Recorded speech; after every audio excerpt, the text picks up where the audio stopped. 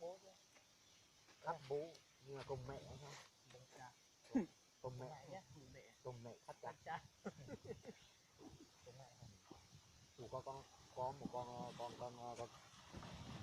con cái kia mẹ tiền đó. Mình dạng nó khó chụp.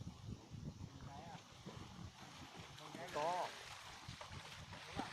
Không. Lấy vào đây để cho nó vào được. Con gái gặp được chứ rồi. Nó nuôi muốn nhớ mà để con. Hai con nó chơi nhau đấy. Đánh đấy.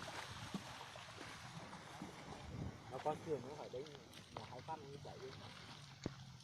À, họ không phải đấy con mà tính mua ấy con ấy. Mấy bạn nó chạy không phải là